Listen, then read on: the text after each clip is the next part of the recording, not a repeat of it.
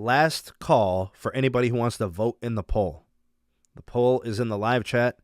You'll see the question. We got 125 votes. That's incredible. Thank you all for voting. Also, hit the like button if you haven't done that yet. The question in the poll: do you turn off 5G on your smartphone? Meaning you have a 5G smartphone and you don't enjoy it. It's not good. It degrades your quality or experience on your smartphone. So you turn it off and you go into LTE. Wow. So the 5G story here is that people are down on 5G networking as of right now. They're looking at these 5G technologies. They're not impressed in the everyday usage. So 5G handset adoption is actually kicking up pretty nicely. It's increasing every quarter, every year for the last couple of years. Mobile network operators are upgrading the networks, preparing them for 5th gen networking. They're densifying their networks. They're adding all of the 5G gear, right? We've talked about the upgrades to the radios, the antennas. They're buying spectrum by the billions, tens of billions if you're Verizon, tens of billions if you're AT&T, tens of billions if you're Sprint, or T-Mobile and Sprint. Remember, they paid for Sprint, right? They took on a lot of debt. It was a $26 billion transaction. They bought more spectrum and C-band. It's expensive to do 5G. And a lot of people were like, oh, well, our bills are not going up. They will. And it won't be because of the merger. It's going to be because of 5G. Anyways, users are turning off 5G. They're turning it off. They're saying this is not worth it. What's the point? There's a lot of issues associated with 5G in the early onset of things, right? It's early in the game. It's in the infancy stages, right? About 40% of 5G phone owners are actually turning off the 5G setting. That's really high, considering this is supposed to be the next gen network technology that's supposed to facilitate, the future of connectivity.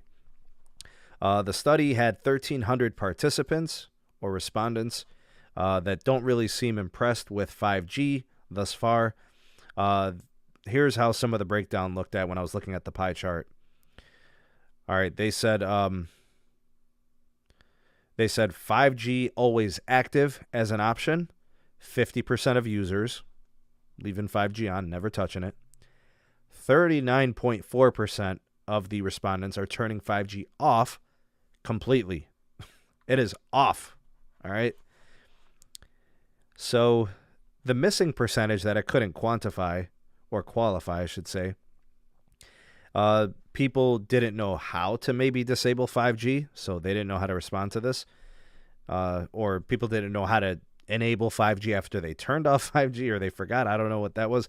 But 10% of users, which I think some of you here on the channel, the viewers of the YouTube channel, the Patreon supporters, those that follow us on Twitter and such, the Discord, all that, you guys probably turn your 5G on and off as needed. And that's where they were talking about this. 10% of users are turning 5G on or off kind of on demand based on the capacity that's available at the time, coverage advantages. For example, T-Mobile's got standalone 5G, which reaches really nicely with N71. Having 5G on would help you a lot with an iPhone, right?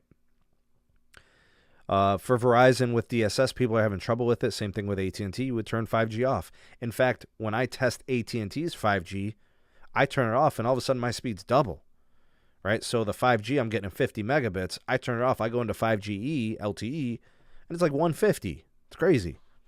So with AT&T, it's like 5G versus LTE. LTE is better. With Verizon, ultra wideband, you want to have 5G on. If it's nationwide, you might want to just turn it off for LTE. Here are some of the comments from those that responded in the story. One person said, I turn off 5G because the signal quality is poor. So I think what's happening for some of those people is the phone wants to connect to 5G. It's programmed to prefer 5G, but it might be at a further away site, and then that reduces the signal quality and the reliability piece. Well, if they turned off 5G, they would connect to a nearby tower site that's running LTE because 5G is not on there. Makes sense to turn 5G off. Okay. Another person responded by saying LTE is faster. Something tells me that person either has only T-Mobile N71 and their LTE is faster than the low-band 5G, or they have AT&T DSS, right? Like I told you, the 5G here is slower than the 5GE or LTE from AT&T. And then it could be the same situation Verizon. They don't have millimeter wave out there. They turn the 5G off, and all of a sudden the LTE performs better. Another person responded by saying, I turn off 5G to conserve battery life, to extend battery life. One other person actually name-dropped T-Mobile and said, T-Mobile 5G loses connection frequently on my Pixel 5. So now it appears that maybe there is specific firmware that makes certain networks run more reliably. Well, the Pixel is not a carrier phone. It doesn't have carrier firmware. Maybe it doesn't play nicely with some of the configurations that some of the sites have and what's going on with the T-Mobile network. So this guy's like, I turn it off because it disconnects all the time. Right? So on his Pixel 5, he's turning off 5G on T-Mobile. I think he's just doing he or she is just doing what's good for them. I mean, it's not to blast any particular carrier, but they're just trying to get the most reliable thing. One person went on to comment and say, I have to airplane mode my phone too much because of 5G. Way too much network resetting. That's sad. Another person says, I turned off 5G one time. The day I got my phone. You're telling me that's not tremendous? Hashtag tremendous to the person that said, I turned off 5G once the day I got my 5G phone. So basically, I think they turned it was on by default. They connected to it, and they're like, this is trash. I don't want it. I'm just going to put my phone in LTE. They probably saw the battery life was draining. They didn't see the capacity advantage. They didn't see the reliability improving or the range. They're like, what's the point? What's our takeaway from this little study here? Okay? Quality matters. People are not stupid. They're not buying this 5G brouhaha. It's all cap. Low band is not exciting. Mid band is. Millimeter wave is. Low band 5. I mean, maybe it brings signal in the standalone offer. Maybe. I don't know. But the 5G icon, right?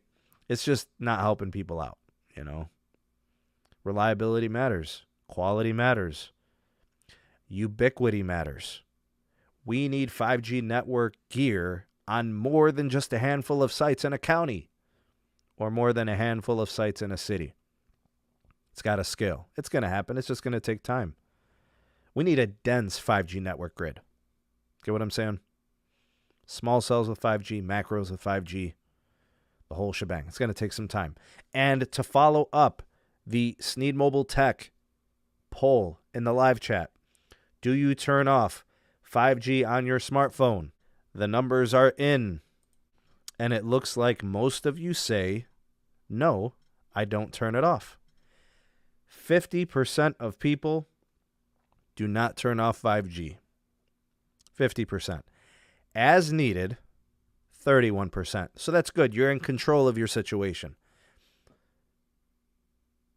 Yes, it stays off, came in at 14%.